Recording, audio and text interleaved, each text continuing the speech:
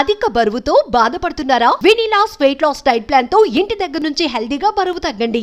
నమస్తే, నేను Keshav. Welcome to Suman TV. Visakha తీరంలో హైడ్రా యాక్టివిటీ మొదలైందా? ఇదేంటి తెలంగాణలో ఉన్న హైడ్రా విశాఖ తీరానికి ఎందుకు వెళ్ళింది అనుకుంటున్నారా? దాదాపు అలాంటి పనులే విశాఖ తీరంలో కూడా మొదలు పెట్టారు. అవి ఇప్పుడు జోరందుకుంటున్నాయి. అక్కడ ఏం జరుగుతుంది, అవసరమైతే హైడ్రా తరహాలో వ్యవస్థను తీసుకురావడం పైన కూడా ఏపీ సర్కార్ అధ్యయనం చేస్తున్నట్టుగా సమాచారం ఉంది. విశాఖ తీరంలోకి మాత్రమే ఇది పరిమితం అవుతుందా? ఏపీ వ్యాప్తంగా కూల్చివేతల పర్వానికి శ్రీకారం చుడుతుందా? ఈ అంశాన్ని విశ్లేషించేటువంటి ప్రయత్నం చేద్దాం. మనతో పాటు పొలిటికల్ అనలిస్ట్ చంద్ర శ్రీనివాస్ గారు. నమస్కారం. విశాఖ తీరంలో హైడ్రా తరహా కూల్చివేతలు ఏంటి అసలు దీని కథ కమామిషి? డెఫినెట్గా అండి. ఇప్పుడు ఎక్కడైనా ఎవరైనా అధికారం ఉంది కదా అని చెప్పేసి ప్రభుత్వ ఆస్తుల్ని లేకపోతే పర్యావరణ అనుమతులు లేకుండా కట్టడాలు కడితే అవి కూల్చేయాల్సిందే. అప్పుడే ప్రజల్లో ఒక నమ్మకం కలుగుతుంది ప్రభుత్వాల పట్ల. మీరన్నట్టు ఇది ఒక జనసేన కార్పొరేటర్ ఆవేదన. ఆయన గత 4 సంవత్సరాల నుంచి ఆవేదన పడతానే ఉన్నాడు. మూర్తి యాదవ్ కార్పొరేటర్. ఆయన హైకోర్టుకి వెళ్ళాడు, కింద లోయర్ కోర్టులకు వెళ్ళాడు. ఇట్లా పర్యావరణ అనుమతి లేకుండా విశాఖ సుందర నగరాన్ని వశపరుచుకుంటున్నారు అధికార పార్టీ, ఎక్కడెక్కడ కబ్జాలు చేస్తున్నారు అనేది ఆయన మొదటి నుంచి కూడా ఆధారాలతో ఆయన్ని జనసేన ఒక్కటే ఆ విధంగా ముందుంచి ఒక కార్పొరేటర్ స్థాయి వ్యక్తి పెద్దల్ని అప్పుడు పరిపాలించిన పెద్దల మీద పోరాడుతున్నారంటే ఆ పోరాటాలకు ఫలితమే సెప్టెంబర్ 5న హైకోర్టు నుంచి ఆయన తీసుకొచ్చారు. దానికి ఏంటంటే తాత్కాలికంగా ఒక గేట్ ఒకటి తొలగించేసి వదిలేశారని ఉద్దేశంతో మళ్ళీ హైకోర్టుకి వెళ్ళాడు ఆయన. పూర్తిగా 4 అంటే ఆల్రెడీ అప్పుడు కూల్చివేసింది పూర్తిగా కాలేదా? పరిపూర్ణం కాలేదని.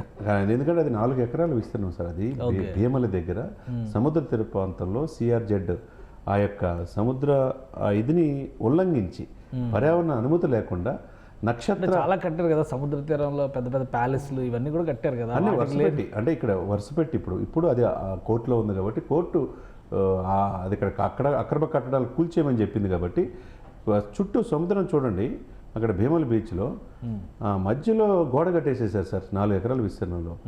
ఎవరు? విజయసాయి రెడ్డి గారి కూతురు నేహారెడ్డి గారు.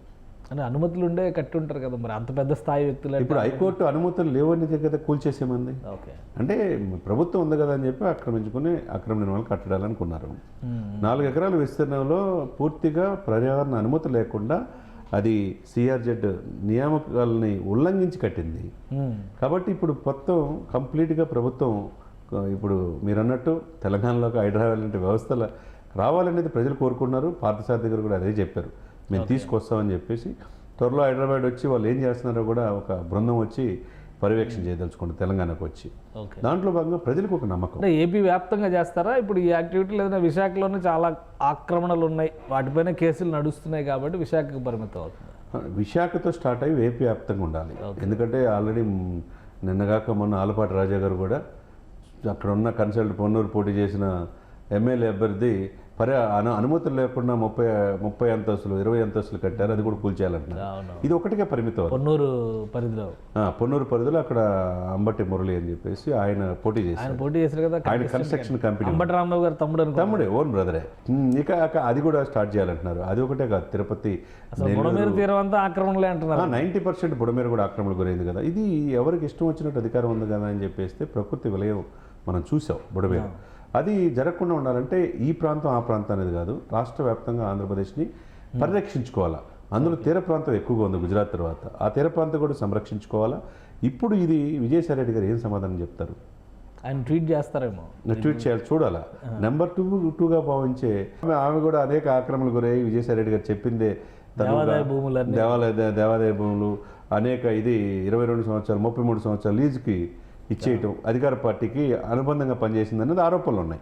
అది కూడా ఎంక్వైరీ జరుగుతుంది. ఇప్పుడు తన సొంత కూతురు నేహారెడ్డి గారు నక్షత్ర హోటల్ అని చెప్పేసి ప్రభుత్వ భూముల అనుమతి లేకుండా పర్యావరణ అనుమతులు సముద్ర తీర ప్రాంతాలు కట్టకూడదని తెలిసి కూడా ఇలా చేసిన దానికి ఒక వ్యక్తి ఒక కార్పొరేటర్ పోరాడి హైకోర్టు నుంచి తీసుకొచ్చి మొత్తం కూల్చేసేయమన్నారంటే ఇప్పుడు మొన్న ప్రకృతి చూసాం మనం. ఖమ్మం జిల్లాలో అటు విజయవాడలో ఎందుకంటే పర్యావరణం మనం ఇంకోటి హైయెస్ట్ రైన్ఫాల్ ఈసారి ఏపీ తెలంగాణలో ఉంటుందని ఒక వార్నింగ్ కూడా వచ్చింది. అస్సాం తర్వాత డిజాస్టర్స్ ఎక్కువ ఉన్నాయి. మొన్న చూడండి ఋషికొండలు కూడా బోడిగుండు చేసేసి ప్యాలెస్ కట్టారు. 500 కోట్లు విలువ చేసి అత్యంత అధునాతనమైన టెక్నాలజీతో కట్టారు. అది ఎవరి కోసం కట్టారు? సీఎం క్యాంప్ ఆఫీస్ కోసం. ఇప్పుడు ఇది నక్షత్ర హోటల్ ఎవరి కోసం కడుతున్నారు? విజయసాయి రెడ్డి గారు కూతురు కోసం. ఇట్లా ఎవరి వాళ్ళు ప్రభుత్వం ఉంది కదా మేము చెప్పిందే వేదం అన్నట్టు ప్రకృతిని కూడా వాళ్ళ చేతిలో తీసుకొని ప్రకృతి పర్యావరణానికి మారిపోయిన విశాఖ తీరాన్ని కూడా విధ్వంసం చేయాలనుకుంటే ఎట్లా సార్? అది మంచి పద్ధతి కదా. ఎవరు పర్యావరణ ప్రేమికులు కావచ్చు. సో మొదలైంది కాబట్టి హైడ్రా దిశగా అడుగులు పడినట్టుగానే బాగా డెఫినెట్గా ఆ దిశగా అడుగులు పడితేనే ఆంధ్రప్రదేశ్ని పరిరక్షించుకోవచ్చు. పర్యావరణాన్ని మనం కాపాడుకుంటే అది మనల్ని బాగా చూసుకుంటుంది.